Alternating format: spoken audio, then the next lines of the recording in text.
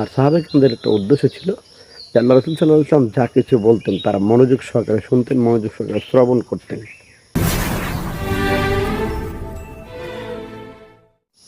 আসসালামু আলাইকুম ওয়া রাহমাতুল্লাহি ওয়া বারাকাতুহু মাগফিরাহ।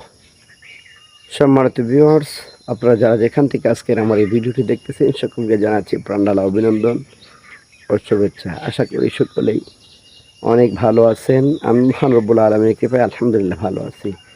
প্রতিনিয়তই আপনাদের মাঝে আল্লাহ নবী সাল্লাল্লাহু আলাইহি ওয়াসাল্লামের হাদিস মোবারক নিয়ে উপস্থিত হয়েছি। এবারও তার ব্যতিক্রম নয়। গত ৩-৪ দিন বৈদ্যুতিক যোগাযোগ নষ্ট থাকার কারণে ভিডিও পোস্ট করতে পারিনি। তো আজকের যে ভিডিওটি রয়েছে এটি আল্লাহ নবী সাল্লাল্লাহু আলাইহি ওয়াসাল্লামের সুন্দর একটা হাদিস মোবারক। হযরত আব্দুল্লাহ ইবনে মাসউদ রাদিয়াল্লাহু তাআলা আনহু বর্ণিত, তিনি বলেন, একদা আল্লাহ রাসূল সাল্লাল্লাহু আলাইহি ওয়াসাল্লাম আমাদেরকে বোঝাতে চাইলেন, হে আমার সাহাবারা, আমি প্রত্যেক দিন তোমাদেরকে ওয়াজ নসিহত শোনাতে চাই না, কেননা তোমরা প্রত্যেকেই আমার কথাগুলোর মূল্যায়ন করো, সম্মান করো।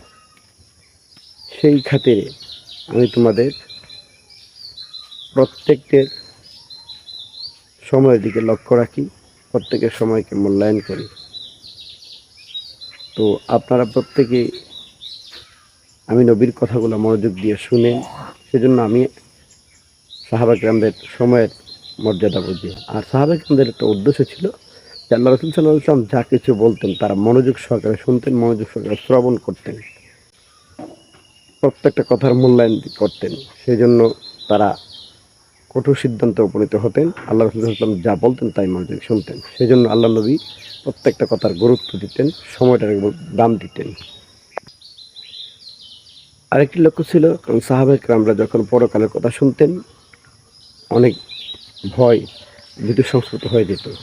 সেই জন্য আল্লাহ নবী সাল্লাল্লাহু আলাইহি ওয়াসাল্লাম তাদেরকে মাঝে মাঝে ওয়াজ নসিহত করতেন, প্রতিদিন ওয়াজ নসিহত করতেন না। হযরত ওয়াইল ইবনে হুজার রাদিয়াল্লাহু তাআলা আনহু তিনি বলেন, আব্দুল্লাহ ইবনে মাসউদ আমাদেরকে যখন ওয়াজ নসিহত করতেন, উনি প্রত্যেক বৃহস্পতিবারে শুধু ওয়াজ নসিহত করতেন। তখন একজন বলতেছে, হে আবু আব্দুর রহমান, অর্থাৎ আব্দুল্লাহ ইবনে মাসউদ, আপনি আমাদেরকে প্রতিদিন ওয়াজ নসিহত শোনান। তখন আব্দুল্লাহ ইবনে মাসউদ জবাবে বলেন, আপনি কি শোনেননি আল্লাহ রাসূল সাল্লাল্লাহু আলাইহি ওয়াসাল্লাম বলেছেন ভয় ভীতি যেন মানুষের ভিতরে না ঢুকিয়ে দেওয়া হয়। সেজন্য আমিও আল্লাহ নবীর কথা অনুযায়ী আপনাদেরকে মাঝে মাঝে ওয়াজ নসিহত শোনাবো, যাতে করে মানুষ হেদায়েতের রাস্তায় চলে আসতে পারে, ভয় সংস্কৃতি ভিতরে না হয়। এজন্য আমরা দেখবেন প্রত্যেক শুক্রবার দিন, জুমার দিনে একদিন ওয়াজ নসিহত হয়, যাতে করে এক সপ্তাহে মানুষ হেদায়েতের রাস্তায় চলে আসতে পারে।